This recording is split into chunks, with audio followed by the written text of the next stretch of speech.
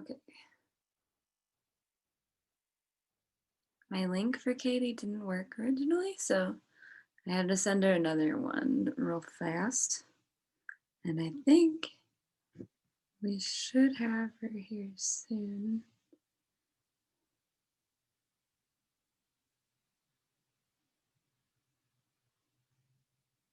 I am texting while I'm on the show. You gotta do what you gotta do, you know?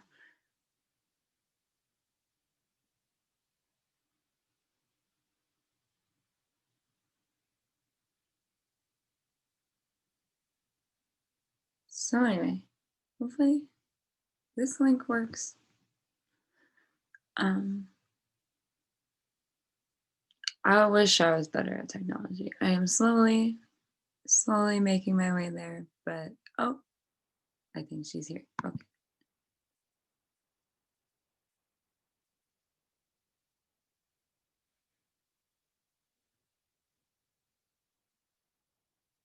Hello, hello. Can you hear me? Hey, I can. I can't Give see. me 1 second. There we go. Hello. Sorry, I didn't realize I'm on my work Zoom account. Sorry, this says music lovers. Oh, it's all groovy. I was like, oh yeah, totally. Like, I mean, it relates, you know. Yeah, it does. It's nice to meet you. Yeah, it's nice to meet you too. I didn't do a whole lot of background research. I figure you could tell people who you are, but I did see that we have a lot of really cool mutual friends. So that's yeah, like who? Evan McFadden and Dave Loss and Mike Ganser, the Aqueous dudes. Yeah. Wearing an appropriate shirt. I had that. Well, you said you were on the East Coast, so I was like, well, then I'm wearing my Aqueous shirt today, you know? So, oh, yes. That's so awesome. tell us about yourself. How are you involved in the music community? I see many instruments behind you. Oh, yes. This is my corner. This is where all of my stuff is, music wise. Well, I was born and raised a musician by musicians. Both my parents were in a multitude of different things. My dad's a cornet player, and my mom is a cellist. And this is my cat. Hi, He Kate. missed me. But I started, kind of like getting into it, doing the singer songwriting thing pretty young. After my grandmother had taught me how to play piano, I would write stupid little songs and whatnot. And then I finally got my first recording thing when I was a junior in high school. And that's when I kind of like really started making my own music and stuff, putting it out there. And as the years progressed, I always kind of stuck around with it, but it was a little bit low key. And it wasn't until I joined the like this little jam band in Rochester that I met everyone that I know now. And that's where everything kind of blew up for me. Is I really met kind of all the important people in Rochester that you needed to know, Yeah. wise, friends wise, other musicians. And when I left the group, I started my own shindig with Turkey Blaster Omega is the name of it. And that's when I really had this awesome outlet to write my music and have this like, 4-piece horn section, 8-piece band behind me to actually like go and like perform and kind of, really get the full music, music career, like taste in your mouth and whatever. So that was very cool having that, kind of all fall into place. And everyone's like, oh, how did you get all those people together? And I'm sitting here like, it was easy. Like in between I did a lot of drum corps and marching arts. So like I marched and drumline and everything. And that's where I met half my horn players. Was we all marched in the same groups together. And then just through the people that I met previously, like I said, when I met everyone in Rochester, my bassist and my drummer, they're like a package deal. And they were on board. And then where I was working at the time, my friend Lenny, him and I both shared this obsession with this band called Streetlight Manifesto. Nice. And which was like the inspiration to be like, we were going to be a streetlight cover band at first, and then we got everyone together, and then we're like, oh, why don't we just be a ska band, do our own stuff? Yeah. And that's how I met him. So he was down to be my guitarist. And then the only person that I had trouble really finding to fill was the trombone player. And then Caitlin came along. And it didn't take too much to get people together to want to play ska. It was crazy. I'm like, girl, make a ska punk band. And everyone's like, yeah, let's do it. That's so So that's so it cool. was very cool. It was very cool. And then, through that kind of like, being the person to put that together put a lot of pressure on me to like make the content, to write the songs and get everything notated for the horn players and everything. So that was a huge motivator. And ever since then, it's just kind of been like an up and up. Like slowly but surely adding more instruments to my collection. And now I'm gearing up right now to release my own independent EP, which is going to be very cool. I'm going to record it right here in my living room. Rad.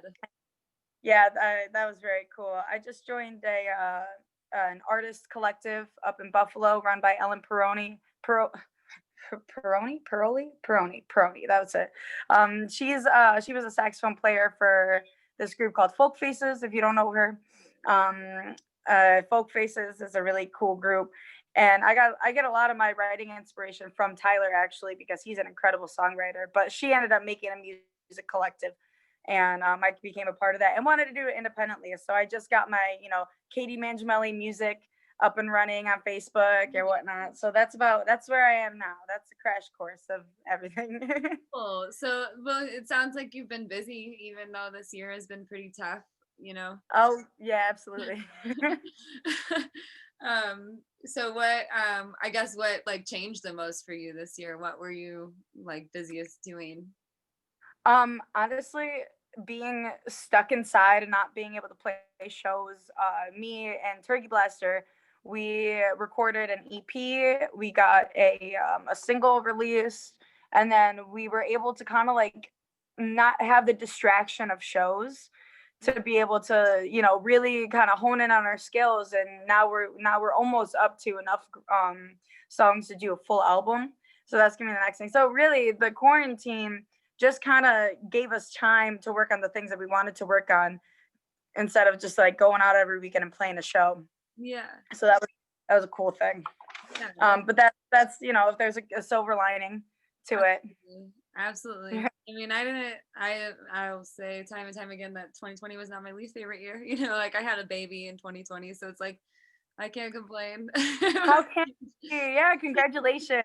But yeah, it was like, and it gave us time, if nothing else, Yeah, obviously it was really, really terrible for some people, but for us, yeah, we scooted out pretty okay, I that's started, how I feel too. yeah, like, I mean, it gives you time to like kind of work on yourself, which I feel like a whole lot of people weren't taking time to work on themselves that like they really I, wanted yeah, to.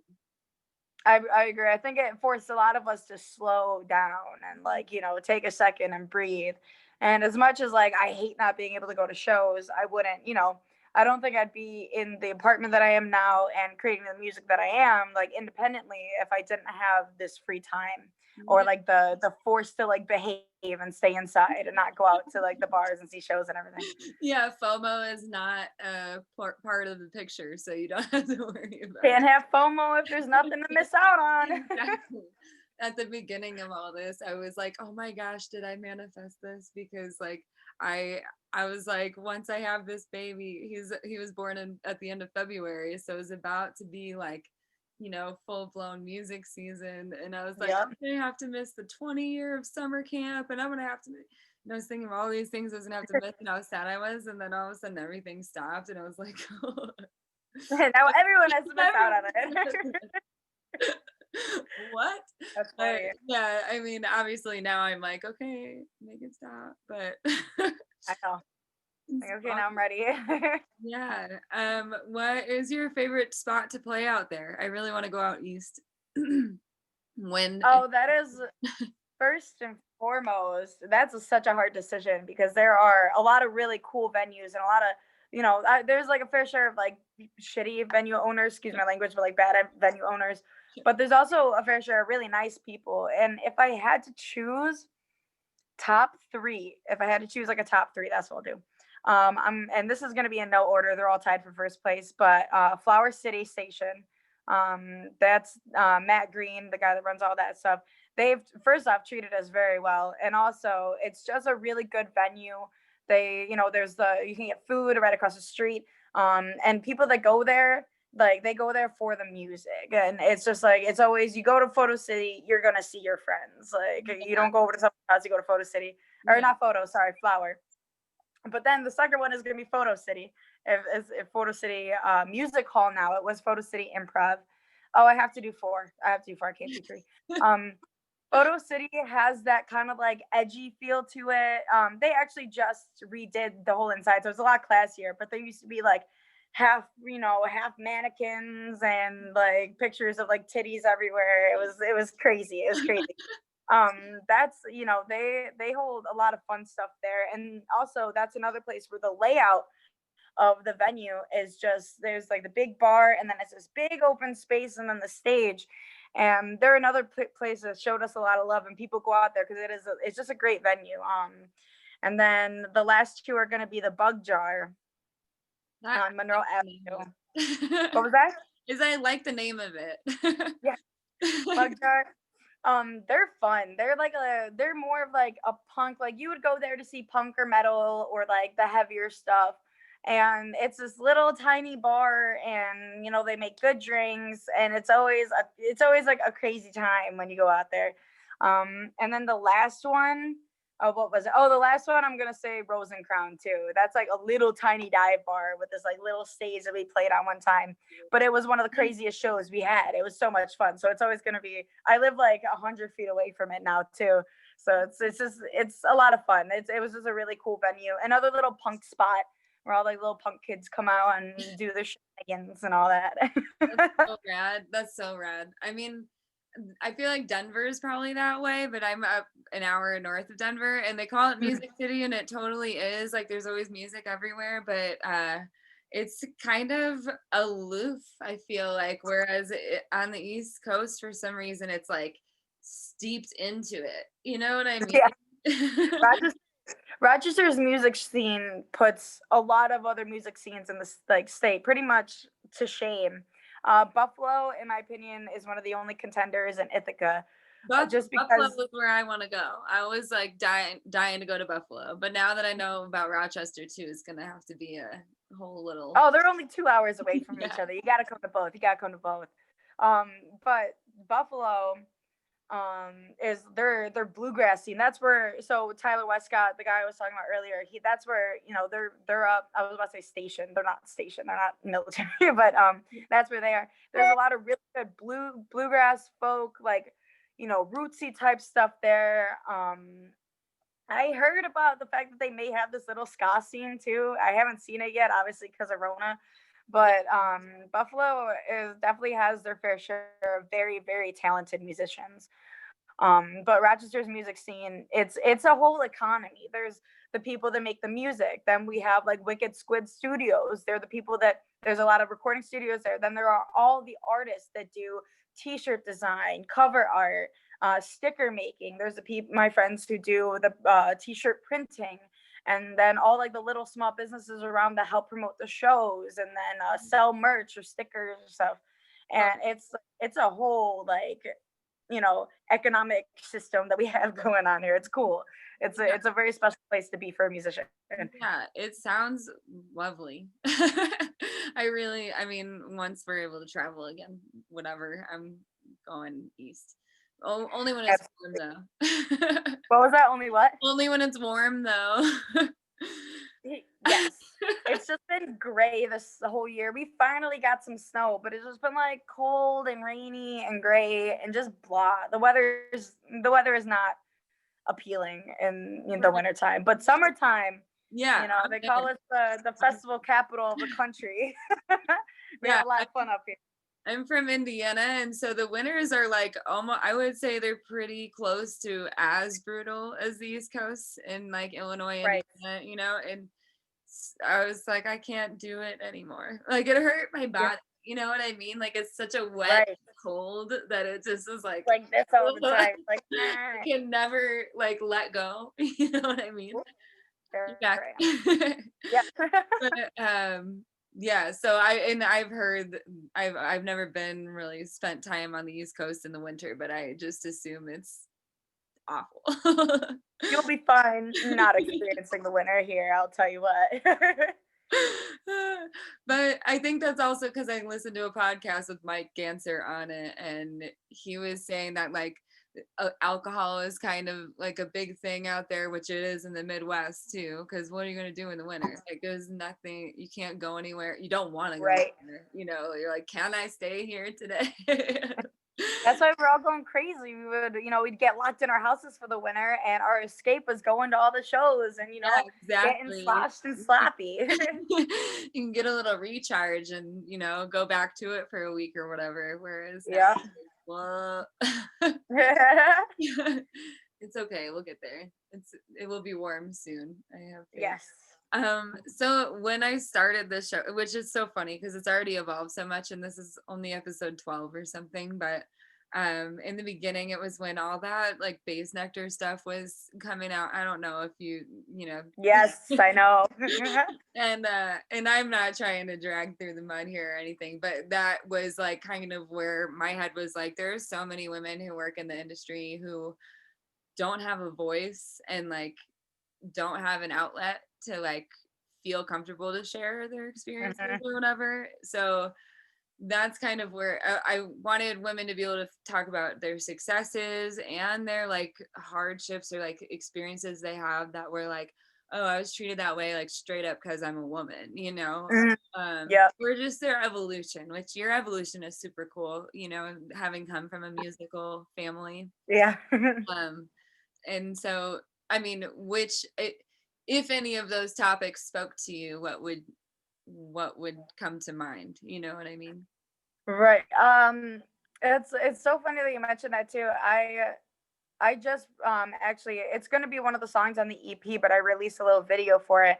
I just wrote a song and recorded it called "The Women's Curse," and it's all, it's I shared two experiences. One was a personal experience, and one happened to someone that was very, very close to me. And it's basically kind of like addresses those things where women struggle to have a voice. Women are put into, uncomfortable situations and kind of backed into a corner. And that's why I call it the woman's curse, because these are things that, men really don't. They obviously, sexual harassment and assault does not know a gender, does not know an age. However, it's definitely more dominated by, women having to take a lot of the brunt of that, just because of how society has been in the past. And obviously, we've come such a far way right now, but the problem's not fixed. And that was the point of the song, is like, the problem is not fixed. There are still really horrible people. Like, then my friend made a post the other day that reminded me that, that I agreed with a lot. It's like, I wish I could just pump gas in the city, at Not night be and be a scared. girl. Yeah. Right. I mean, I can't even count on, both my hands and on my toes the amount of times that like I've been either just walking down the street or pumping gas or just trying to mind my own business and get my own, things done. And then either being catcalled, or like the first experience that I talk about in Women's Curse is when I was walking home from my job, and this guy was like, "Yo, what's up? Like, you're cute." And I didn't look back at him or anything, and he started following me, and he almost followed me all the way home, to the point where I had to run to my front door, and like I ended up like going like around the back and stuff, and it was crazy. It's like, we shouldn't have to deal with those things. And it's like, I want women, and like women want women to be viewed as equals and not have to deal with stuff like that. And I've seen my fair share of women getting interviewed, whether they're a sports star, actor, or actress, excuse me, musician. And it's like the questions that they would ask the man, and then the questions that they would ask like these women are completely different. Yeah. It's like, how did that shirt fit? And like, well, like, oh, were you wearing undergarments? And it's like, I don't want to be asked about that. Yeah, exactly. Fuck off. That shit is so irritating. And I just like the audacity of people, you know what I mean? Like being catcalled, which I haven't had that experience in a very long time, but it has absolutely happened to me, and it Right. scared the shit because what happened was I ignored, and then I started getting yelled at for ignoring. And I'm like, I don't have to acknowledge you for making No. is at me. What do you think this is? Why And do you think you're entitled to my time? You're not yeah, entitled to anything. exactly. And like then to go about and like it start intimidating me on top of it, it's just like, what is wrong with people, you know? And I like to think that it's not like that is a very small sliver of society, you know, but I have had my fair share of experiences, you know, where it's like, And here's the sad part about it. And the reality is you could pretty much walk up to any woman that you see on the street, in the grocery store, and ask them if they had an experience, and 90% of them are going to. yeah, And they're gonna say yes. They're gonna say, yeah, I got either catcalled or, God forbid, worse, stuff like that. And it's shitty. And that is one thing that I'm one main focus that I have on my music is I'm not singing about like love and heartache or anything. I'm trying to sing about these important topics like body dysmorphia, double standards, negative impacts that the media has on not just how we view ourselves, but our own priorities and what we think is important and one of the things we should strive for. Obviously, like Women's Curse is going to be all about the sexual harassment side of things. That's kind of like the theme that I want to like go for because I'm noticing people, and not to sound conceited, but people do like my music. That's one thing I'm noticing is people enjoy it. So if I have the attention of others, I might as well use it for good and try to yeah, bring even more awareness and talk about the topics that frankly not a lot of people want to talk about. right, So right. mhm. Or they like, you know, they do and they don't have the place to do it, you know, because you don't know Yeah. how it's going to be received because Mhm. everyone is like super easily triggered these days. And it's like, you don't know what you can say or what Mhm. would be offensive, you know, at any Right. point in time. And so even sharing, like I've had that experience where like sharing my own experience of something that had just happened at a show, right? Like we're all sitting around a table now after the show, like laughing and talking, but then like I was like, that guy, like he was a creep or whatever. And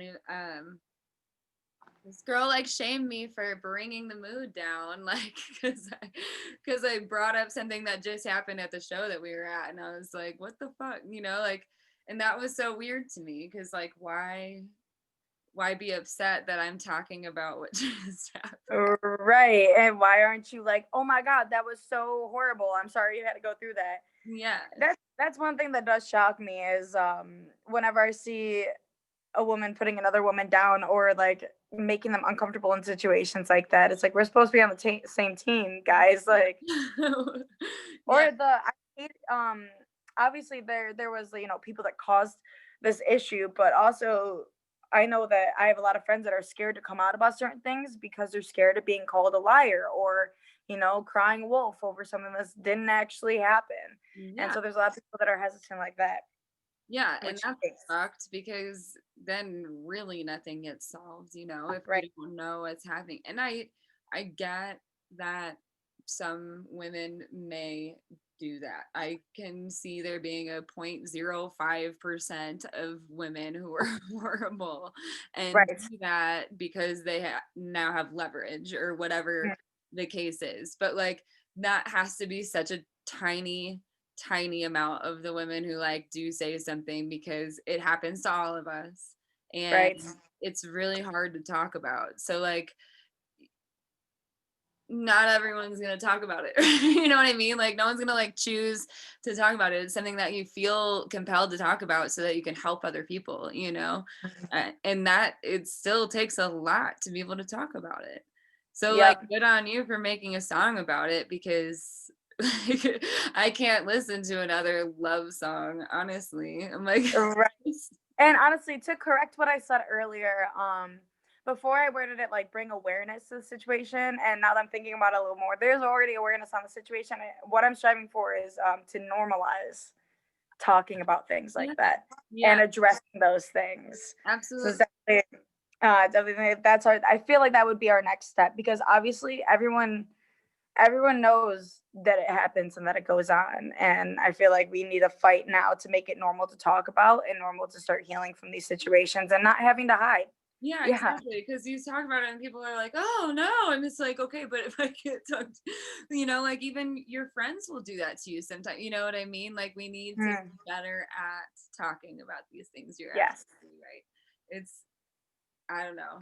It's such a tough thing because you don't want to be the person who is like the whole trigger warning before you post something. Mm, I like legitimately wouldn't know what a trigger is for a person. You know what I mean? So that automatically stops me from talking about a lot of things because I don't want to upset anyone, but I don't right. know how to express that these things are important to talk. Like my one friend got so upset because I used the word rape, like just use it, like, Mm, and it wasn't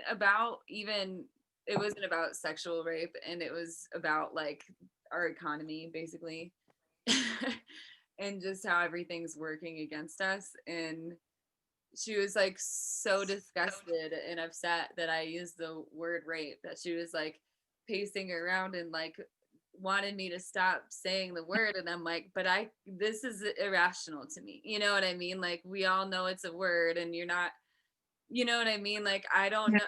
It's a word. Like to me, words are words, right? And like it depends on if I'm saying I'm gonna rape you. That's very different than like, that is very different. you know what I mean? Like I don't know. It's just I would have never thought that I would have triggered my own best friend that hard, and I felt terrible about it. I'm Mm, like I didn't realize that using that word was upsetting, right? Like, right. and it's a gross word, but like I also know that what is happening to us in other facets of the social world is kind of it's that's the only way to describe what people are doing, like how Hmm. imbalanced things are right now. Yeah. I don't know how to word it better. I feel that. I don't know. As a songwriter, that's like my biggest thing. How do I put my thoughts into words? Yeah, like How that. do And it's like I said, like I don't want to be rude or triggering, you know what I mean? And I don't want to I talk about like people like that always seems to come up like red or blue or this politician or that, and especially it's not inauguration day, which I haven't seen any terrible news yet, so I know. I haven't seen any break.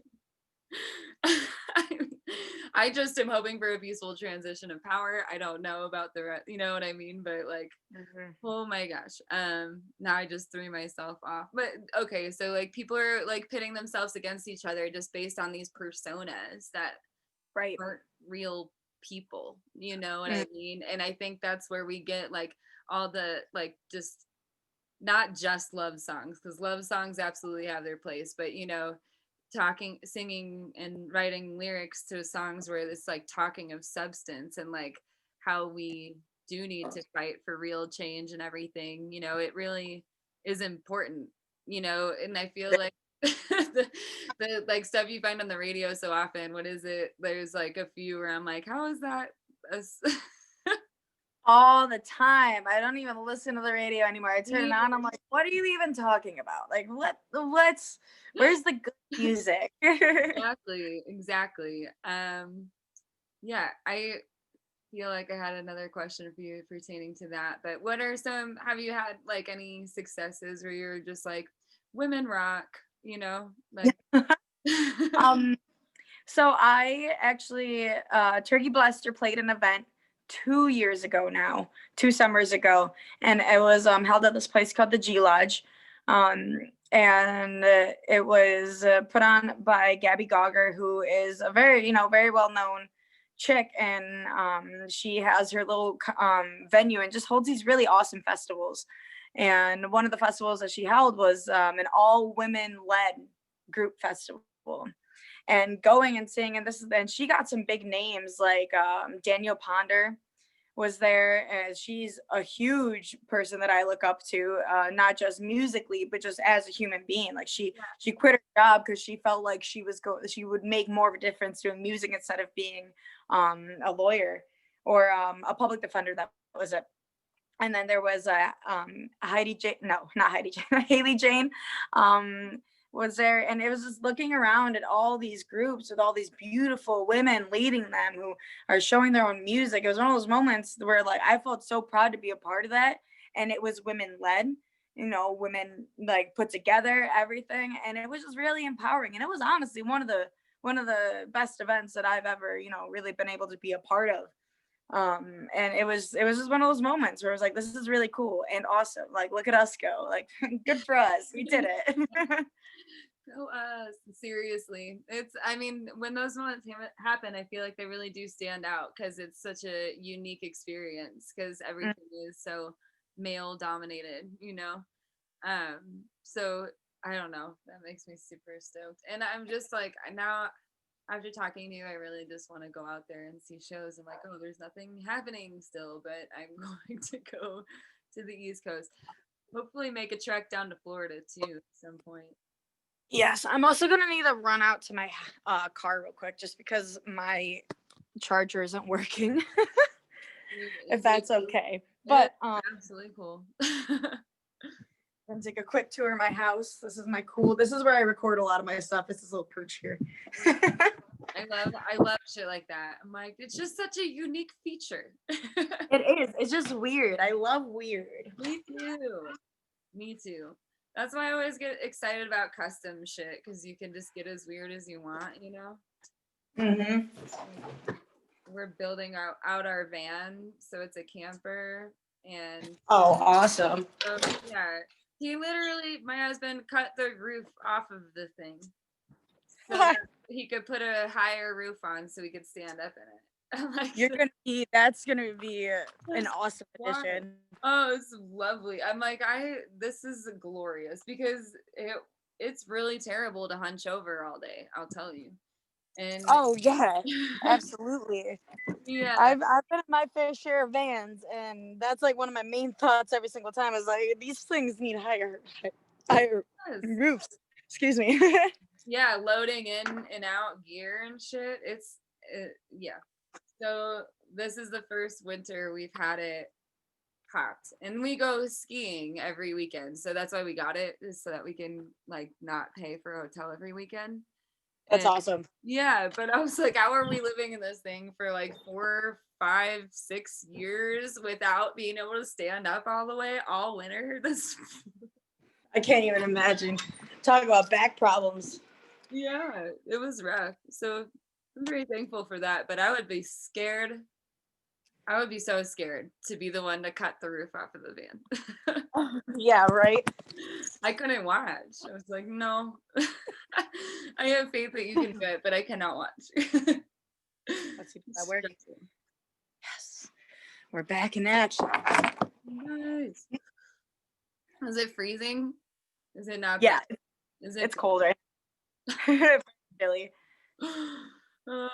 That's the worst. My 12-year-old is my gopher when it comes to car stuff. I'm like, go out to my car and yeah, I only have my cat, and he'll just be like, "What?" He'll bring you a mouse. Does he do that? No, he's like the laziest cat.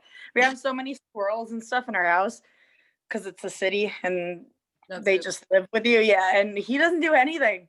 He just sits around. It's like, just hang out. We just got my first time in years, and I was so sad because they're so cute.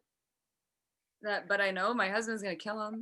You know what I mean? Like, what else do you do? Like, they're in the house. I have a baby. They can't have mice in the house, but can't have mice in the, and you're like, oh, I don't want to kill it. Yeah, it makes me so sad. So I don't know. I'm enjoying talking to you. So I'm like, I don't want to end the conversation, but I never have questions lined up. Like, this is not how I do it. So do you have anything that you would like to talk about? Okay, so that you have the EP coming out. Is it 4 songs? 1 song? 4? It's gonna be it's actually gonna be 7 songs. So I'm gonna do 6 originals. Yeah, it's gonna be a beefy EP. It's gonna be walking that line of like, it's not really a full album, but it's also like a very extended play. And that's gonna be I think I'm gonna call it corpo reality, like have like the materialistic, all that stuff, because that's like all the stuff I sing about is pretty much gonna be that. and I'm actually commissioning my friend. She does a lot of artwork for a lot of people. Her name is Riley Smiley, and her page is The Art of Riley Smiley.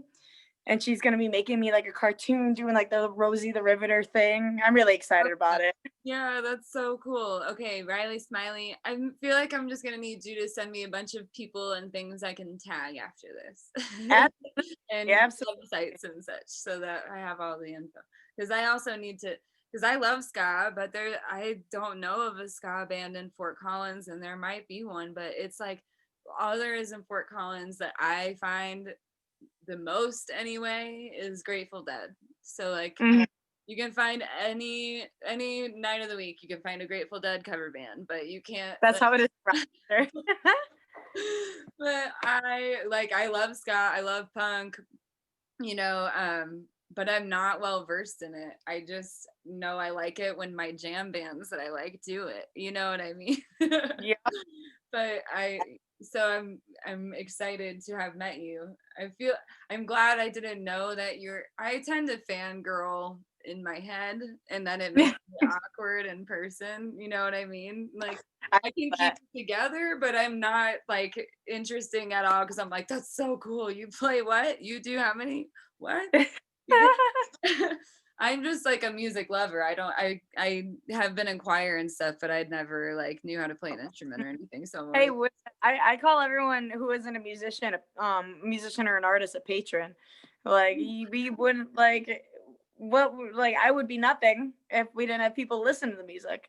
right. I love that because I tell like my guests all the time, like if you didn't agree to come talk to my awkward ass, I wouldn't have a show. So thank you. Absolutely. Yeah, I was very excited. Yeah. So you said you never met Nick Jarnigan? No, no. I have not. I've I've seen Aqueous a lot, a fair Yeah. amount of time, but I haven't actually. I know of the guys in there, and wait, I have actually. I came in. I was talking to one of the guys in Aqueous, trying to lure him, be like, "Oh, you want a ska band to open for you?" Oh, that And would be so cool. I think he was down or was like, "Yo, let's talk about this when things open up again." I gotta Yeah. remember. I remember he answered and he was really nice about it. Dude, Um, okay, so Mike Ganser, oh God, I don't know if that's information I'm allowed to share. ooh, He's got punk collaborations at the ass though. You know what I mean? Like it's so awesome. cool. He has they have a side Mike has a side project, something in the carpetbaggers. And it's like I can't think of the first two words, but it's something something carpetbaggers. And Cool. they're they wear like wrestling masks and like I love they're shirtless and shit. Like it's chaos. And I've never been able to go because it's always just like local shit, you know, they're it. out there. So like it's that kind of thing. Yep. But I think they've got definitely something in the works. I don't know. I'll have to send it to you once I have more information. Absolutely. Send me all that stuff. Yeah. One of my favorite little bands out here in Rochester, it's this band called Straight Johnny and the Gash Goblins. And they're a cross-dressing punk band. And I love all that stuff. I love Dude, we have a like cross-dressing punk band out here. they're Of great. I love cross-dressing punk bands. course, now I'm losing their name. Oh God. Darn it. They played the night of my wedding. Like I went, yeah. Like we camped and shit at my friend's place, and he lived right down the road from this music venue. And God, I wish I could remember the name of this band. It's gonna kill me. Um, Oh, it happens. but I'm gonna send it to you because then now you could come out to Colorado and we'll put you guys together on a bill. And we have a bunch of punk bands out here, a bunch.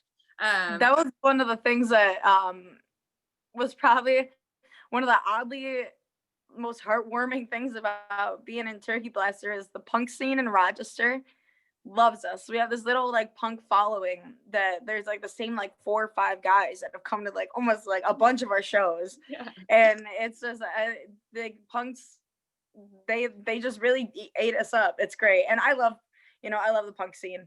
Yeah. I love the outrageousness and the chaos and the being ridiculous side of it, and it's just and yeah, I want to play as many shows with punk bands as I can because it's always a good time. Yeah, and it would be such a fun pairing. I don't know, like the sky. I don't know. It that would be so much fun.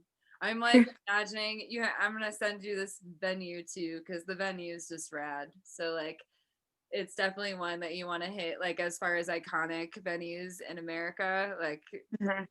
and it's the Mishawaka, and it's in like a canyon, like a mountain canyon. There's a river behind the stage, and it's just like there's Red Rocks is in this state, and I prefer going to the Mishawaka, if that makes Awesome, good to know. yeah, and it's just the coolest place. So once everything opens up again, we have to get a punk, and I'm gonna get Mike Ganser and Ryan Stasick the fuck out here to play a punk show finally at some point. I've been begging for years. Yeah. In which case you could definitely open for them, I think. So put in a good word for me. I'd be like, yo, this Turkey Blaster chick, have them open for you. Yes. Wait, is that the full name? Turkey Blaster? You said three words before though, right? Yeah. Turkey Blaster what? Turkey Blaster Omega. Omega. It's a very silly name, but I love it. Can you share any of the meaning behind it? Is it a secret? there's no meaning. No meaning. We actually, okay, so going back, talking about the G Lodge, we got booked for a festival there before we had a name, and Gabby was like, we're making the poster, like, what's your guys' name? And we're spitballing all of these names. We had like, where's Kurt, suggestive eyebrows, Kumpao Wiccan, I think was one of them. And we were just trying to come up with stuff, and my bass player goes Turkey Blaster Omega. We're like, that's silly. And then as time like got pressed, we're thinking about it. We're like, oh, actually, TBO, like that's a good acronym right there. Like let's just do it. So it's no meaning, but it opened up the door for us to be like aliens, togas, all that stuff. So and we're someday we will hold a huge Thanksgiving show because turkey, let's be honest here. Yeah, so absolutely. And we'll have like infused butters and stuff too. We always do a Thanksgiving. Thanksgiving, I like that so much. Yeah, it's kind of a slippery slope though, depending on who's cooking. That's true. I believe it. My butters are never very potent, so you don't have to worry with me, but talk to Jeff. Everyone has an edible story. Everyone has an edible story. Oh my gosh, I'm glad mine is mild. My husband straight tripped balls after like not having taken a hallucinogen in like 8 years, and took my tea without telling me and drank the whole bottle, and you're supposed to drink a capful. Oh no. Yeah, they both each did it, and so they were both tripping. They didn't even hang out together because they got so like panicked because they were tripping, so they just went to their rooms. He calls me, I'm working at a brewery, it's like 8:00, and he's like, when are you gonna be home? I'm like, hold on, it's 8:00 on a Friday, what? You know when I'm gonna be home. This isn't a question that you asked me. What did you do? And he totally had like 500 milligrams or something like that. That's so funny. It's funny like when it's happening, but after the fact, it's always a good story. It's absolutely. like, oh my god. Absolutely. As long as everyone was safe and nothing bad happened. Oh my god, I have some other terrible stories, like I have embarrassing stories for days. Gotta make a whole other podcast about it. Yeah, maybe I'll wear like do a filter or something so you can't see my face, because some of the stuff I'm like, I don't know. YouTube. YouTube might like the thing they give you like sunglasses and a hoodie and like change your voice to sit in a back of a dark room and just tell all your secrets. What was the show? Cops, or what was the show where they used to do that? Drugs Inc. did it. Yes. Oh my god. I used to have this customer in Illinois, and every time I worked, he'd be like, Allyce, you ever see Drug Inc? He would say it to me every time I worked. I'm like, yeah. And he's like, it's so fucked up. I'm like, yeah, yeah, that was the Yeah. state of the world. The Yeah, world is a horrible place. but I don't watch it because it makes me sad. You know what I mean? But yeah, that's I guess a story for another day. Yeah. But I don't want to eat up your whole day. I'm so glad you joined me. I'm happy to stay, but like I said, it's 6 o'clock your time. I don't know, dinner time. Oh yeah, it's getting about dinner time. I'm probably gonna start. I also have to clean my house. My house is a mess right now. Yeah. Despite COVID, I've been so busy. But this was really, really fun. I'm thoroughly glad that I have gained you as a friend and a Yeah. connection. Ah, And next time I'm out in Colorado, because I'm planning on going out once it gets warm. Like fingers crossed, I'm saving money best I can yeah. to go out there. Definitely shoot you a message when I get out there. Please do. And if you ever need a place to crash, we do have a spare room. So there's Awesome. Oh, so you're like that level of adult. You have a spare bedroom? yeah, I'm married and 2 kids in a spare room. So I feel pretty adult, even though I am a child. Yeah. All. Yeah. But thank you so much for everything. Thank you for your time and for linking with me. And I hope you have a wonderful rest of your day. Yes, thank you. Thank you so much. I appreciate you. And we will absolutely 1,000,000% be in touch. Fantastic. All right then. Bye.